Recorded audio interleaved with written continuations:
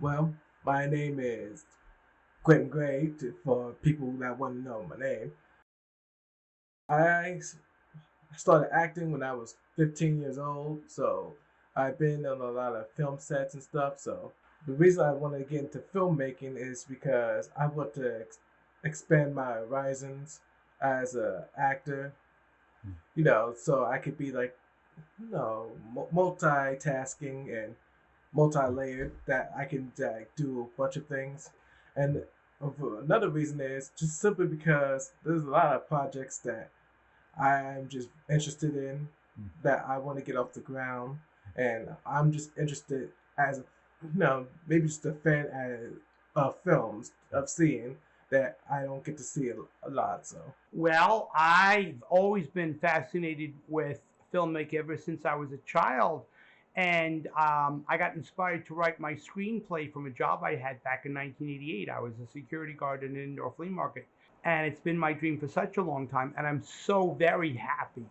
My name's Richard Fish. I am a filmmaker. You notice my hesitation there is because I have this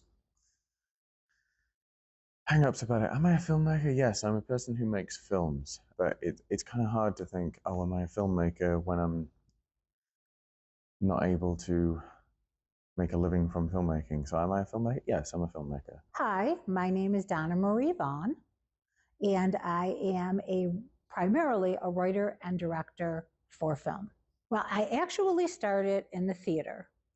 I was writing plays and they were being produced, and I had an idea for a story that I realized that I couldn't do it on a stage. It was just too complicated, had too many locations.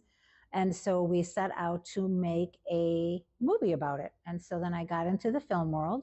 And then I got involved with some people from the Buffalo Movie and Video Makers, worked on their films. And the way that we worked it back then was if you worked on their films, then they would help you with your film, sort of like a collaboration of labor and talent. And from there, I've just helped on films and have worked on some of my own things. My name is Bill Murray the third.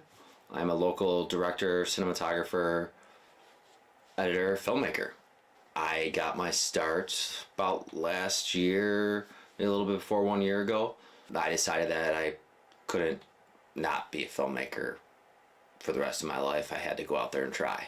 So I wrote Bury It, my first short film, shot it with my father, who was my cameraman. I directed, acted, cinematographer, editor, and he was my cameraman for me, my assistant director. And he killed it. Yeah, my name is Jeremiah Soto Ramirez. I'm the owner of 1620 Movies and the main admin of Buffalo, New York Movies Casting and Content. I come from Buffalo. I'm a native to Buffalo. So I started filmmaking generally about 3 years ago, actually. I was always a writer, so I used to write for, a majority of my life, but I decided at some point to make, film to be the medium instead of just writing. My name is Terry Kimmel, and I'm currently the president of the Buffalo Movie Video Makers, or BMVM. This is currently my fourth year as president of BMVM. How did I get involved in the film industry? Well, I don't know if I'm actually involved in the film industry. Being president of BMVM is about the closest I am to any sort of regular connection to the local film industry. But it can go as far back as when I was involved with theater. I was involved with theater for a while, back in the 80s, going up into the early 90s. In fact, when I finished, I had worked behind the scenes on some shows for a number of years, and then I developed a very productive association with local actress and director Lisa Ludwig, who's currently the managing director of Shakespeare in Delaware Park. He said, name dropping. And we formed a sort of nomadic theater company called Freefall Productions, and we produced a few plays, and at the beginning I primarily directed, and Lisa was starred in them, and we both co-produced. So we had some pretty good success critically and with audiences with that. So that was kind of cool. Even though that isn't directly related to film, I think my associations with the local theater community kind of set my general way of working with things. Like, I'm interested in the arts. I was interested in theater a lot, and I went to a lot of theater, and I knew a lot of people, a lot of actors and stuff like that. So there was a lot of networking involved. Mainly, I started with social media, and I got into like an education program through Full Sail University, cinematography course. So at first, I went to their videography course in Florida, where I learned more, hands-on experience, and then I switched over roles to the cinematography course, which is an online course. So my profession specifically is more on the cinematography side. I started my journey mainly through just shooting like more content, like Instagram, social media stuff.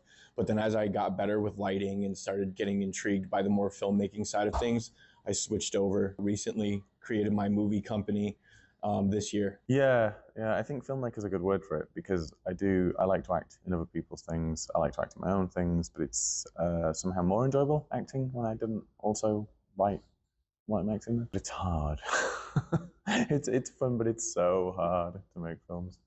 It was kind of easy at first, but that's because a lot of the content that we want to create isn't finished yet. We've taken a lot of like very, very short films, commercials, social media promos, and events, so just recording more like client-based work. So that was pretty easy. All we did was go out, shoot, meet some people, find out who needed stuff. But to actually get the movie production stuff started has been a lot more difficult. Well, actually, my biggest problem is writer's block, and that's why I hosted my own Shut Up and Write group.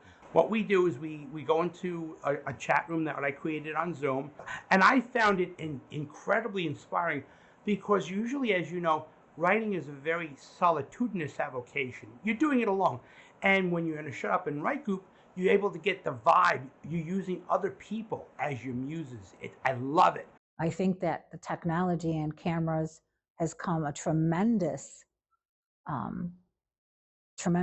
forward motion with them. Again, I'm not real technical on the equipment end.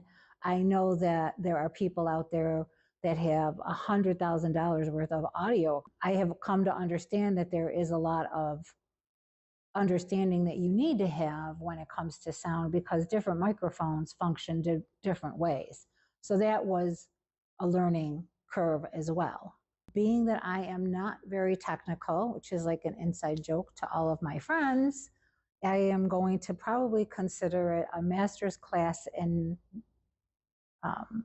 not knowing what you should know before you film a feature. And that film has editing issues, camera issues, sound issues. So again, a big lesson in what not to do and what to know before you say action. When you're an independent filmmaker, to have every single job, meaning you're the gaffer, you're the editor, you're the writer, you're the shot list guy, you're the camera operator, that's definitely the hardest part. It's being, like being able to stop and go and do a different job, stop that job and go to the next. It makes it to where now when you have actors that have day jobs, instead of being able to finish a film in, say, like 4 hours because I have a full film crew, it makes it more complicated because I have so many jobs that a 4-hour shoot then becomes an 8-hour shoot. And it does slow down the time. I think that would be our biggest obstacle, along with locations. Locations would probably be the other challenge of Buffalo, New York, and financially how much it costs to rent spaces and get permits. In any film that you make, I think there's going to be some challenges in terms of either getting your schedule cleared along with whoever else is helping you with it, and getting your schedules synced up to work on it, to getting locations, to getting money together for it, to getting all the stuff needed to make a film. I don't want to give a, because there's technical things, but everyone has technical things, like not knowing about sound or lights or any of that. But I think the hardest thing for me is asking people for help, because I always like to feel like I can do everything for myself, but you can't.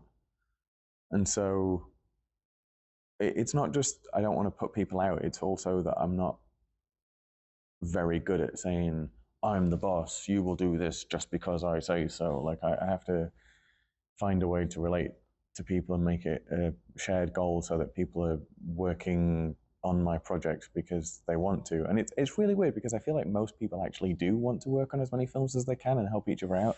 I just had a bit of a weird, I don't know, self-conscious thing about that. The hardest part of the film industry is just learning the business side, because going in, you're wide-eyed and think of an artist and you think, oh, all I need is an agent and everything will be fine. But it's a lot more to it to that. It's like you got to get headshots, you got to build your resume, you got to have know your personal branding. Like like as much as we like it, we can't play every character, even though we like to.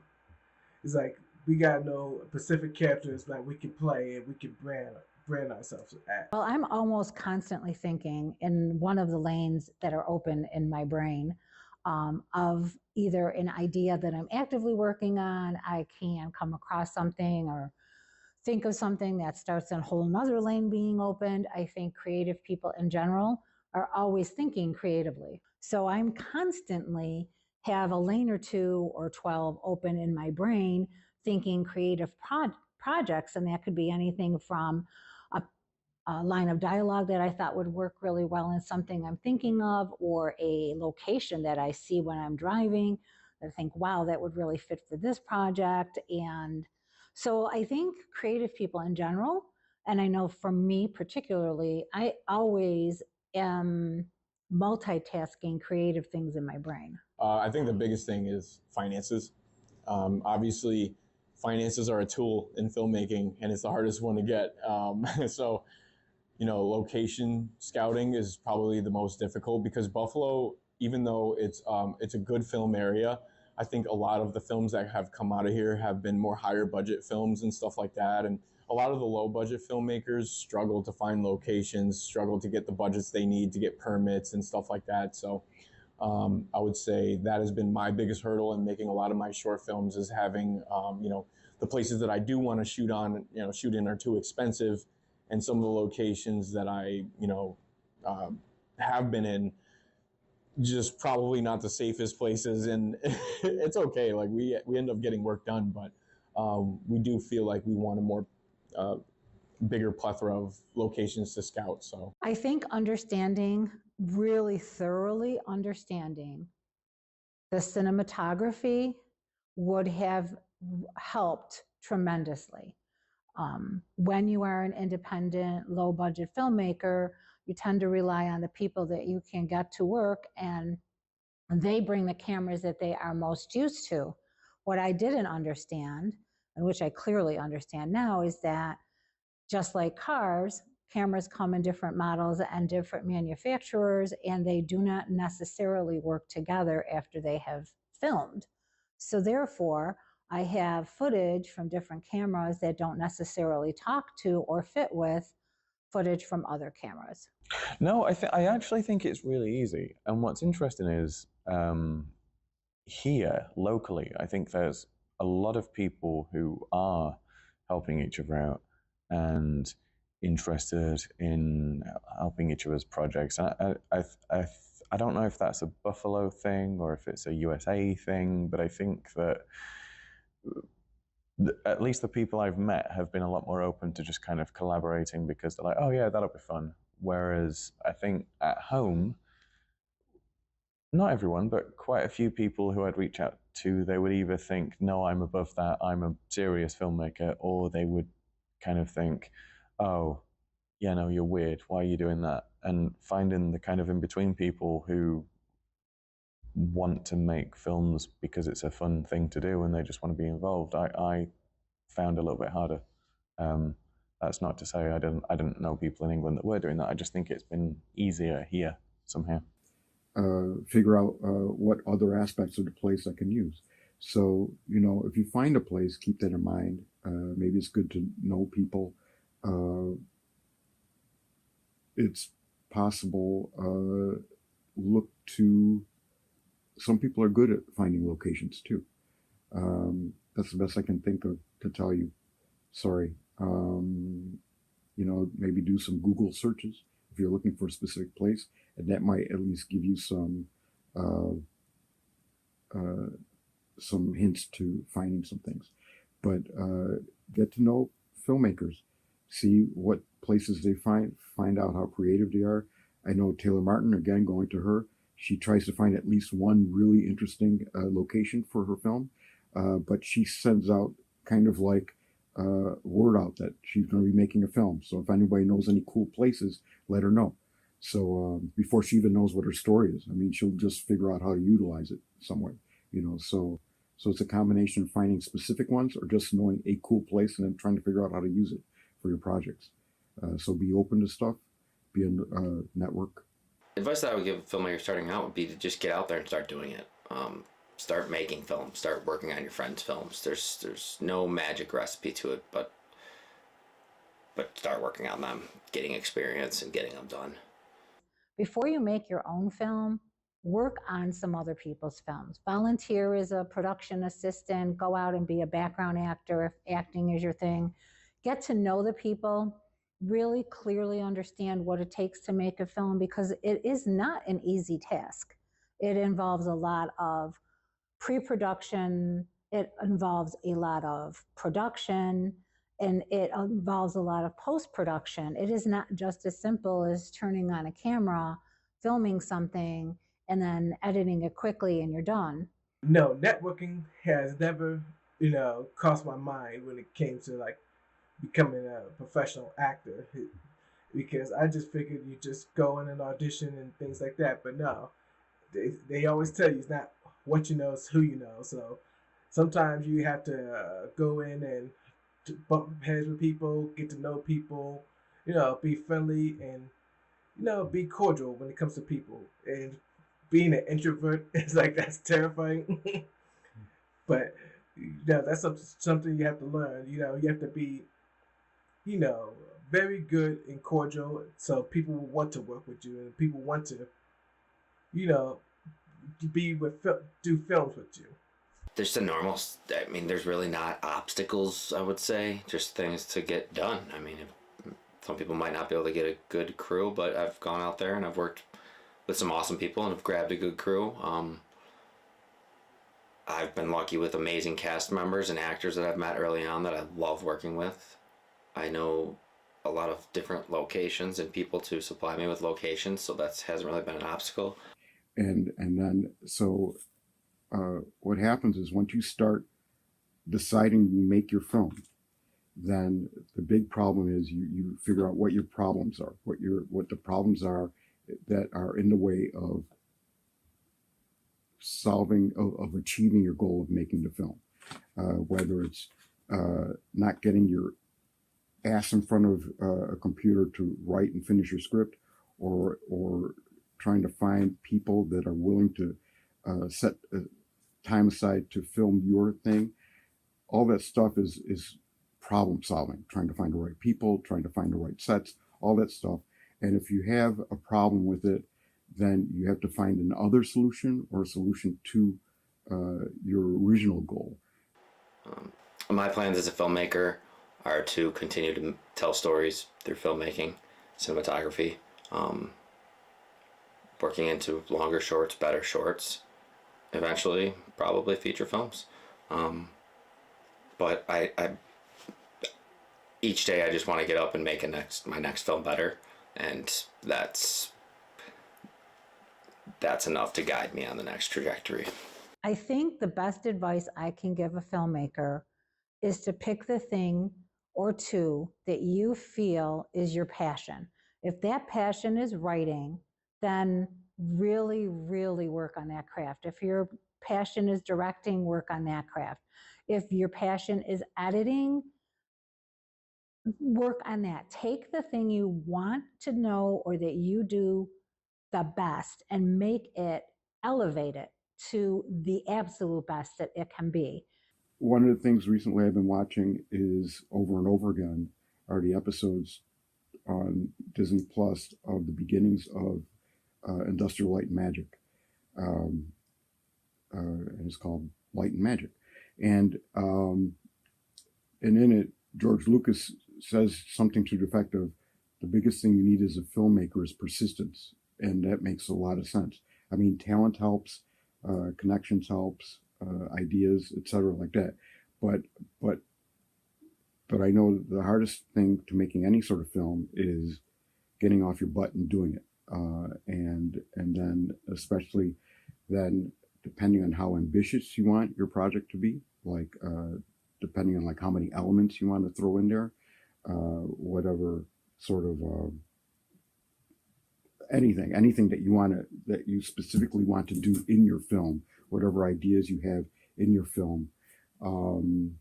I think the biggest thing is just having the persistence to try to follow through on those ideas. I mean, that's all true, but obviously that it doesn't apply to most people. I think just make a film, and the hardest thing is getting over yourself, because you're your own worst critic, and I think the person that's really going to stop you from making a film is you, because you'll go, oh, that's too hard, or I don't have the right camera, or I don't know people who can act, or I'm not a good writer, or whatever it is. And it's like, just keep doing it until you get good. I mean, it's like anything else. It's like learning a language. No one wakes up speaking French. You have to start by going like, je m'appelle, you know, and then practice, and you keep learning. I mean, I'm not where I would like to be with filmmaking. I just made a film. I like the film, but you know, I'm not directing movies in Hollywood. You have to do it. Like, as a filmmaker, it's in you. If it's in you, it's in you, and you're not going to be able to get rid of it. And you have to do it. And it's not something that's going to be easy. So I think a lot of people, even including myself, when I first thought about filmmaking, you know, oh, I have a camera, thinking that everybody's going to show up. And I always thought that, you know, if I can depend on my friends to show up and stuff like that. But, you know, things go wrong all the time. So for me, it's just like... The other piece of advice that I will tell anybody creative is you will fail. Understand it now, but take it as a lesson. Everything does not fall into place. Everything costs more than you thought it was. People will pull out at the last minute. They will disappoint you. You're going to have to just roll with those punches, and you're going to have to find a way to work around the obstacles that occur. So you definitely should involve yourself in the field in any way that you can before you go out and make your own film. Like, read a lot. It's because there's so much details and nuance the film industry and filmmaking and acting and stuff, like little details that probably you never even thought about, but you have to, you know, take into consideration if you're going to be in a career like this. Like, just for example, my example, you know, looking up, reading about acting. Well, you've got to be able to accept constructive criticism. It's part of the creative process. All first-time writers, they all have this bubble. They write something for the very first time, which is probably their first or second draft, and then they get in their minds that it's the greatest thing since sliced bread.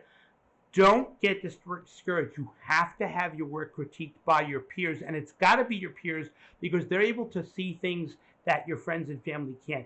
You have to have fresh eyes, look at the page, and point out legitimate inconsistencies.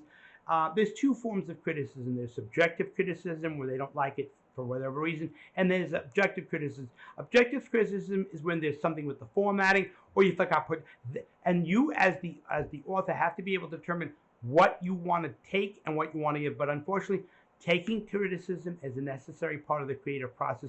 You have to have intestinal fortitude. Otherwise, you're not going to grow as a writer. Yeah, you got to do it. You got to do it. Because if it's in you, it's going to drive you nuts if you don't. Your mind, if you're a filmmaker, you're probably the type of creative where these things happen in your mind regardless. And to exhaust yourself by actually trying to achieve them, it sharpens you. And it gets all of that chaos in your head, it gets it out into the real world, and then you become sharper, you become a better person, you become more compassionate, and as I struggled as a filmmaker to gather people and to do the visions that I want to create, when it does happen, it leaves you with a sense of family. So, and friendship with the people that you film with. So that community is worth its weight in gold. And even if you are a broke filmmaker for the rest of your life, the projects that you finish, I mean, there's nothing better than sitting there and watching your own short film or your own film like 100 times in a row because you're just so proud of yourself.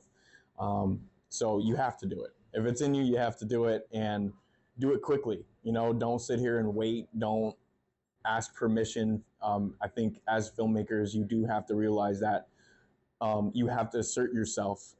You have to be able to care enough about your own visions and passions to push yourself, and to even get people to listen to you sometimes and take yourself seriously is what I'm really trying to say. So if you want to take yourself seriously, this is a great field to be in, and to learn from, and to be able to even check your own self to see how much you could grow. So I'm still in the midst of filmmaking and becoming a filmmaker, so if I run into more obstacles, I would let you know. Hi, everybody. My name is Joe Labasco. I've lived in West New York for about 13 years. I've been a member of BMVMM for about 6 years. They're fantastic. And I'm honored to be interviewed for Brad's short film documentary. I hope he wins the first prize. And thank you for letting me be part of your documentary. Self-promotion wouldn't be the worst thing in the world. But we have a Facebook group that you could look at called Buffalo, New York Movies Casting and Content. That Facebook group is growing. I think we've got about 1,200 members since October. And the whole point of it is we have this guides tab. And essentially, I felt like it would be really cool to have a one-stop shop for all filmmaking needs. So if you're a producer, you could go onto this, go to a guides tab, and look at all these headshots of actors, headshots and cinematography work, drone pilots, makeup artists, hairstylists, everything that you can imagine, even props and location. We're trying to get bigger. So you could literally go in and see people who already have a location that they're okay with people shooting at, and you can just check out what they have. That one's small right now, but we're trying to get that one to be a lot bigger. So go to that group, follow that group, get in there. And then also we're opening up a film studio, more specifically to start off a sound stage. So when we have a sound stage available, we can build sets. We can help people with their scripts. Essentially, myself, I own my own film production company. So, we have cameras in-house, we have camera cranes, we have drones, we have lighting, we have everything that you can possibly need to film your own film. So we're trying to make film easier and more affordable for everybody.